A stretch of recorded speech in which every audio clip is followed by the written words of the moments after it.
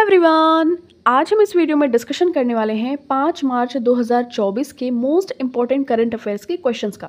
तो स्टार्ट करते हैं अपना फर्स्ट क्वेश्चन। ये मोस्ट इंपॉर्टेंट क्वेश्चन है, ध्यान में रखिएगा। समुद्री अभ्यास समुद्र लक्ष्मण का आयोजन कहाँ किया गया है? इसका जो करेक्ट आंसर हो जाएगा वो हो जाएगा विशाखापत्तनम में।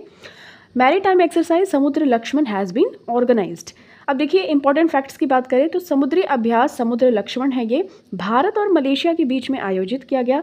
कब से कब तक? 28 फरवरी से 2 मार्च 2024 तक। कहाँ पर? विशाखापत्तनम में। और ध्यान में रखिएगा, इस अभ्यास में भारतीय नौसेना की जहाज किल्टन ने हिस्सा लिया था। और मलेशिया की बात करें तो उसकी राजधानी है कुआलालंपुर और मुद्रा क्या है? रिंगित। ठीक है, तो इतनी सारी इन्फॉर्मेशन आपको ध्यान में रखनी है। अब प्रमुख युद्ध अभ्यास है, उनका हम रिवीजन कर लेते हैं। धर्मगौर्जियन 2024 ये भारत और जापान के बीच में होता है। कहाँ पे हुआ था इस साल? तो राजस्थान में।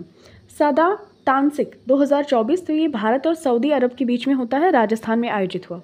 साइक्लोन अभ्यास 2024 तो ये भारत और मिस्र के बीच में होता है, अंशांस मिस्र में हुआ था ये। ऑस्ट्रा हिंद ये भारत और ऑस्ट्रेलिया के बीच में होता है। कहाँ पे? पर्थ ऑस्ट्रेलिया में ये होता है। काजिंद 2023 तो ये भारत और कजाकिस्तान इनके बीच में ये युद्ध अभ्यास होता है। कहाँ पे? ओटार कजाकिस्तान में हुआ था ये। विनबैक्स 2023 तो भारत और वियतनाम के बीच में होता है, हनोई वियतनाम में हुआ था। मित्र शक्ति 2023 तो भारत और श्रीलंका के बीच में पुणे महाराष्ट्र में हुआ था। खंजर 2023 तो ये भारत और किर्गिस्तान के बीच में होता है, ध्यान में रखिएगा, किर्गिस्तान की जो राजधानी बिश्केक में हुआ था। बोल्ड कुरुक्षेत्र तो ये भारत और सिंगापुर के बीच में होता है, जोधपुर राजस्थान में हुआ था। नोमैडिक एलिफेंट 2023 तो ये भारत और मंगोलिया के बीच में होता है, मंगोलिया की जो कैपिटल है उलानबटोर वहाँ पे हुआ था। एकोवेरिन 2023 तो ये भारत और मालदीव्स के बीच में होता है और ये कहाँ पे हुआ था? उत्तराखंड चौबटिया में। वज्र प्रहार 2023 तो ये भारत और अमेरिका के बीच में होता है, मेघालय के उमरोई में हुआ था। युद्ध अभ्यास 2023 इसका नाम ही है युद्ध अभ्यास, तो ये भारत और अमेरिका के बीच में होता है। कहाँ पे हुआ था ये? यूएसए के अलास्का में। ठीक है, नेक्स्ट देखिए, बीपीसीएल के उच्च प्रदर्शन वाले पेट्रोल संस्करण स्पीड के चेहरे के रूप में किसे चुना गया है? तो आप इमेज में फोटो देख सकते हैं नीरज चोपड़ा जी की। इसका करेक्ट आंसर हो जाएगा ऑप्शन नंबर बी। ओके, तो Bharat petroleum corporation limited BPCL ने ओलंपिक और विश्व भाला चैंपियन नीरज चोपड़ा को अपने प्रीमियम पेट्रोल स्पीड के ब्रांड एम्बेसडर के रूप में घोषित किया है। अब देखिए, जो ये भारत पेट्रोलियम कॉरपोरेशन लिमिटेड है बीपीसीएल, ये स्थापित हुआ था 1976 में। हेडक्वार्टर है इसका मुंबई महाराष्ट्र यानी कि भारत में ही, और अध्यक्ष हैं श्री जी कृष्ण कुमार। भारत का दूसरा सबसे बड़ा सरकारी स्वामित्व वाला डाउनस्ट्रीम तेल उत्पादक ये कंपनी है और पेट्रोलियम और प्राकृतिक गैस मंत्रालय के स्वामित्व के तहत यानी कि पेट्रोलियम और प्राकृतिक गैस मंत्रालय मिनिस्ट्री के अधीन ये आता है Bharat petroleum corporation limited. Brajesh Mehrotra किस राज्य के मुख्य सचिव बने हैं? तो Brajesh Mehrotra has become the chief secretary of which state? तो इसका करेक्ट आंसर हो जाएगा बिहार। ओके, तो देखिए ध्यान में रखते हैं, वरिष्ठ आईएएस अधिकारी हैं ब्रजेश मेहरोत्रा, उनको बिहार का नया मुख्य सचिव नियुक्त किया गया है। नंद किशोर यादव बिहार विधानसभा अध्यक्ष चुने गए हैं। देश का पहला तांबे से बना बापू टावर पटना में बनाया गया है। बिहार ने कौन सा मिशन शुरू किया है? मिशन दक्ष। बिहार के जो सीएम है नीतीश ने किसानों के लिए नीतीश डिवाइस लॉन्च किया है। और बिहार, ये मोस्ट इम्पॉर्टेंट है, बिहार जातिगत जनगणना कराने वाला पहला राज्य है। ध्यान में रखिएगा, जातिगत जनगणना कराने वाला पहला राज्य बिहार है और सेकंड नंबर पे आंध्र प्रदेश। नेक्स्ट देखिए, राष्ट्रीय सुरक्षा दिवस हर साल कब मनाया जाता है? When is national safety day celebrated every year? इसका जो करेक्ट आंसर हो जाएगा वो हो जाएगा 4 मार्च को। ओके, तो देखिए जो थीम 2024 की बात करें तो ये focus on safety leadership for ESG excellence इस बार की ये थीम रखी गई है। और 4 मार्च 1966 को भारत सरकार के द्वारा श्रम मंत्रालय के द्वारा राष्ट्रीय सुरक्षा परिषद की स्थापना भी की गई थी। ओके, तो 1971 में राष्ट्रीय सुरक्षा परिषद के द्वारा अपने स्थापना दिवस यानी कि 4 मार्च को चिन्हित किया गया कि अब हम क्या सेलिब्रेट करेंगे हर साल? तो राष्ट्रीय सुरक्षा दिवस या फिर सुरक्षा सप्ताह। ठीक है, नेक्स्ट देखिए, नाटो का 32वां सदस्य देश कौन सा बना है?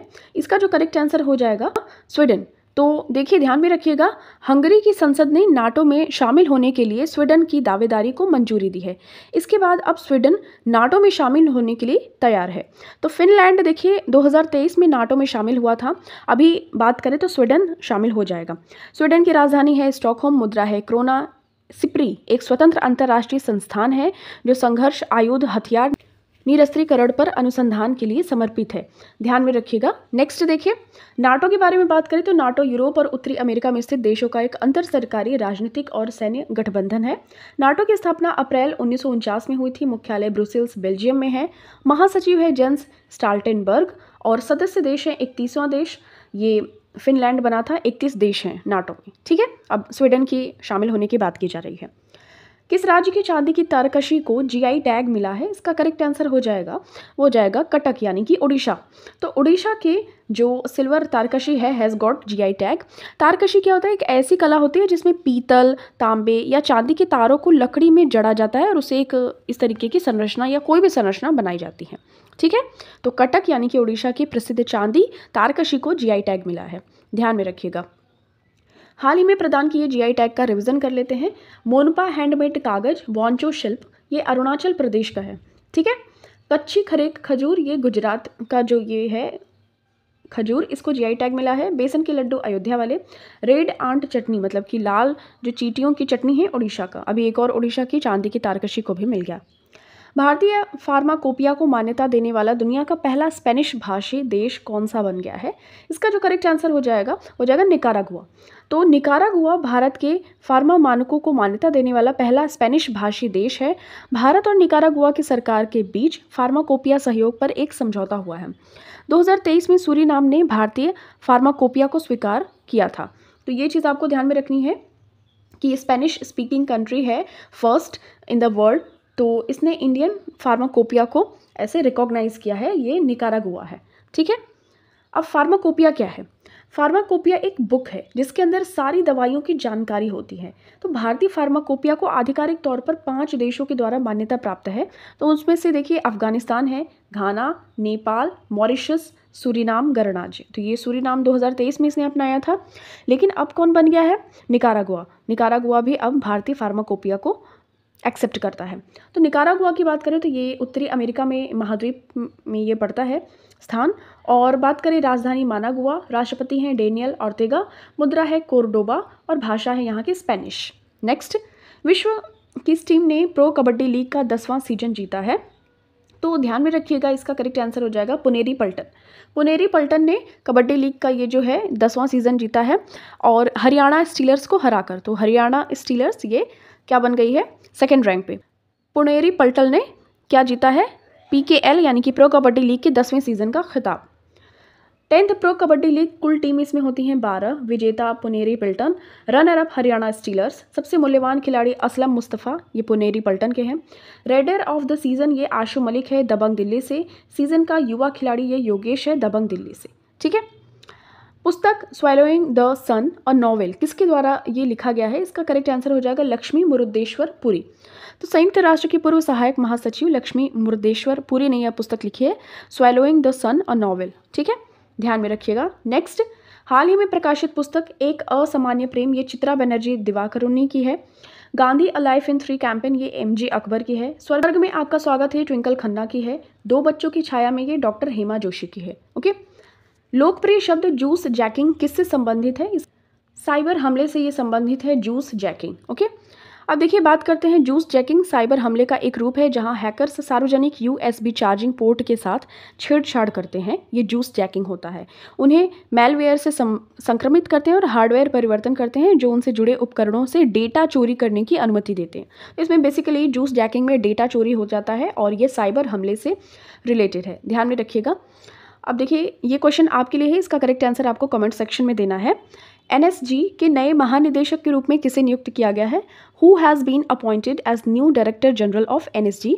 Options are Anurag Agarwal, Daljeet Singh Chaudhary, Meenakshi Sharma, Rakesh Yadav. Thank you so much for watching this. मिलते हैं आपसे नेक्स्ट वीडियो में। टिल देन टेक केयर, अपना खूब सारा ख्याल रखिए।